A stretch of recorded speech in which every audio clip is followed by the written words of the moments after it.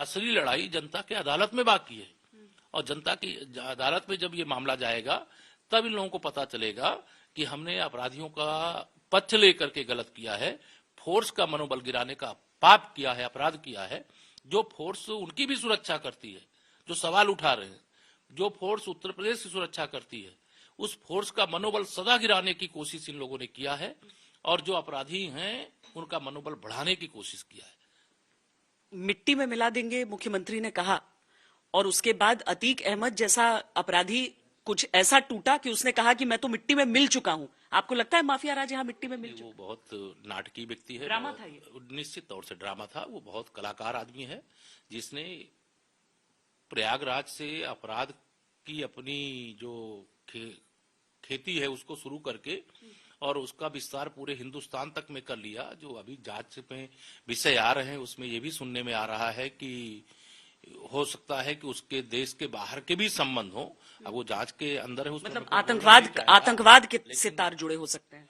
जो कल से जो मैं भी सुन रहा हूं, अभी उस पर मैं कोई अधिकृत नहीं बोल सकता, लेकिन जो सुनने में आ रहा है तो कुछ भी असंभव नहीं है जी। ये जिनकी सोच की सीमा ही कहां से शुरू होती है और कहां उनकी सोच की समाप्त होती है, इसका कोई आकलन नहीं कर सकता। और ऐसे अपराधियों का साथ श्री अखिलेश यादव जी देंगे, ऐसे अपराधियों का साथ टीएमसी देगी, ऐसे अपराधियों का साथ ओवैसी देंगे, ऐसे अपराधियों का साथ जो राजनीति करने वाले हैं और सोचते हैं भविष्य में वह देश और प्रदेश की राजनीति का नेतृत्व करेंगे, वो इस प्रकार से सवाल उठाने का काम करेंगे। ये गलत है, मैं इसकी आलोचना करता हूं और इस प्रकार से कभी भी फोर्स का मनोबल गिराने का काम नहीं करना चाहिए। ये इनका बस चले तो ये देश के दुश्मन जो आतंकवादी घुसपैठ करके आते हैं, हमारे सेना के जवानों पर सवाल उठाए भी हैं कई लोग, पहले उन पर भी सवाल उठा देते हैं कि उनको मार क्यों दिया, उनको पकड़ना चाहिए। अब हमारे सैनिक बलिदान हुए, सेना हमारे जवान बलिदान हुए, इनको इसका हिसाब नहीं है।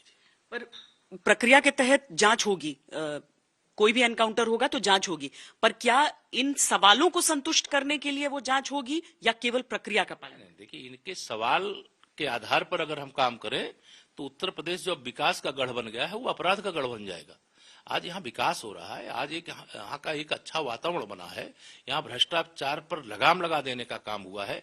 आज किसी भूमाफिया की औकात नहीं है कि कोई गरीब की, किसान की, व्यापारी की, सरकारी जमीन को कब्जा करे। अभी जो कब्जा किए हैं उसको हम लोग लगातार खाली कराने का काम कर रहे हैं। मेरे यहाँ मैं जनता दर्शन का कार्यक्रम करता हूँ, साधारण से साधारण गरीब आदमी भी आ जाते हैं कि मेरा इस गुंडे ने मेरी जमीन कब्जा करके रखा है। पहले जो सक्षम लोग होते थे और कोई गुंडा, अपराधी, माफिया अगर जमीनों पर कब्जा कर ले तो उसकी शिकायत हम लोगों के पास, सरकार के पास लाने की तो छोड़िए, वो एसडीएम के पास थाने में भी लेकर के नहीं जा सकता था। इस प्रकार का खौफ इस उत्तर प्रदेश ने देखा है और उस खौफ का जवाब जनता ने अपने लोकतंत्र की जो ताकत है वोट के माध्यम से दिया है। और लगातार हमें 2014 से 17 से 19 से 22 तक जिताने का काम किया है और 24 में और बड़ी विजय मिलेगी माननीय प्रधानमंत्री नरेंद्र मोदी जी को फिर से देश का प्रधानमंत्री बनाने के लिए। केशव प्रसाद जी, अगर हम अतीक अहमद को देखते हैं और उसका पूरा अपराध का ग्राफ देखते हैं और उसके बाद देखते हैं कि आपके राज्य में क्या क्या हुआ है, तो उसके जितने करीबी हैं सबके घरों पर बुलडोजर चले, उसके घर का एक एक व्यक्ति, अभी पत्नी नहीं है गिरफ्त में, लेकिन बाकी सब, जो असद नहीं था वो भी ढेर कर दिया गया। क्या अतीक अहमद के जरिए एक मिसाल बनाने की कोशिश आप लोग कर रहे हैं? ये मिसाल नहीं है, ये तो जो अपराध करेगा उसको ये स्पष्ट संदेश है कि अपराध का युग खत्म हो गया। अब अपने परिवार का, अपना जीवन यापन करने के लिए रोजगार का युग शुरू हुआ है।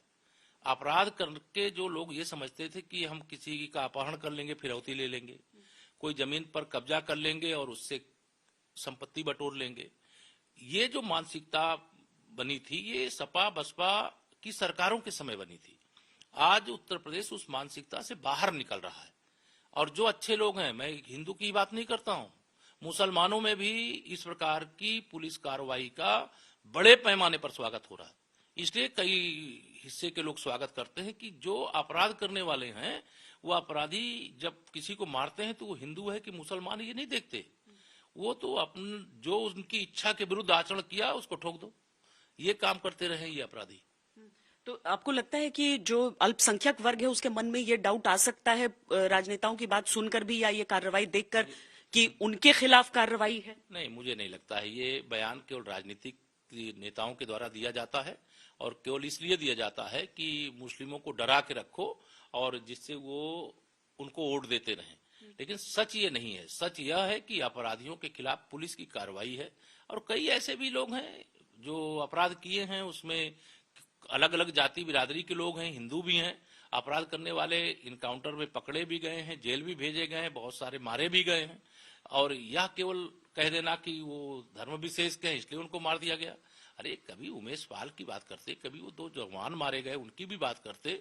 वो भी किसी जाति बिरादरी, किसी क्षेत्र के रहने वाले, वो भी किसी परिवार के सदस्य थे, किसी के बेटा थे, किसी के पति थे, किसी के पिता थे। उसका दर्द इनको नहीं होता है। इनको केवल अपराधियों के मारे जाने का दर्द होता है, जो पुलिस अपने बचाव में गोली चलाई, जिसके कारण से अपराधी ढेर हुए। जो प्रथम दृष्टया एनकाउंटर की जो पूरी अभी तक घटनाक्रम उसका बताया गया है, वो आपको पूरी तरीके से पारदर्शी लग रहा है ही पारदर्शी। देखिए, उत्तर प्रदेश की पुलिस ऐसी पुलिस नहीं है कि जिसको अगर पकड़ के मारना होगा तो 45 दिन तक वो खाक छान रहे हैं, रात दिन मेहनत कर रहे हैं। ये पुलिस के माथे पर भी कलंक था कि इस प्रकार के खूंखार अपराधी अगर उनको हम पकड़ नहीं पा रहे हैं, जो पकड़े गए उनको पकड़े हैं, जो नहीं पकड़े गए उनके पीछे लगे थे और पकड़ने की कोशिश की, नहीं पकड़ में आए और उन्होंने पुलिस को ही मारने का प्रयास किया। तो जवाबी कार्रवाई तो पुलिस को करने का अधिकार। हाँ, नहीं, एक जगह गाड़ी पलट गई थी, एक जगह बाइक पलट गई। नहीं नहीं जी, देखिए, गाड़ी पलट एक एक्सीडेंट को उदाहरण नहीं बनाया जा सकता सीता जी। मतलब एक एक्सीडेंट हुआ, उस एक्सीडेंट की सभी प्रकार से जांच हो गई, जांच के बाद उसमें कहीं पुलिस दोषी नहीं पाई गई, चाहे वह किसी भी स्तर से जांच कराई गई। लेकिन उसका उदाहरण दे करके गाड़ी पलटना, अब आप लोगों ने तो, मैं सच बता रहा हूं कि साबरमती जेल से निकल करके, गुजरात से निकल करके वो प्रयागराज उत्तर प्रदेश में आता है, इतना जैसे दिखाने जैसे कोई वो रामायण का सीरियल चल रहा हो उस तरह दिखाने। मैं तो सच बता रहा हूं, मुझे सुबह मैंने जितने भी चैनल हैं उनको देखना बंद कर दिया। सुबह खबर देखने के, सार्वजनिक जीवन में हूँ, राजनीतिक जीवन में हूँ, तो इच्छा रहती कि सुबह उठो जरा खबर क्या है चल रही देख ले। तो मैं तो इस बीच चैनल खोलना बंद कर दिया। केशव प्रसाद जी, दो मिनट के लिए पिछली बार कैवलकेड छूटा था और उसी में गाड़ी पलटी थी, तो मीडिया तो साथ साथ इसीलिए चलती है कि क्या पता क्या हो जाए। नहीं नहीं, ऐसा नहीं, क्यों नहीं पलटी? अगर पलटाना होता तो गुजरात से और प्रयागराज तो बहुत दूर है। ये तो आरोप लगाने की बात है, ये सब कोई औचित्य ही नहीं है। इस प्रकार की उत्तर प्रदेश की पुलिस इतनी सक्षम है कि अपराधी को पकड़ करके उसके खिलाफ मजबूत पैरवी करके उसको फांसी के फंदे पर इस प्रकार का अपराध करने वालों को पहुंचाया जा सकता है। तो इस प्रकार का करने का काम कोई औचित्य भी नहीं है और पुलिस ऐसा करती भी नहीं।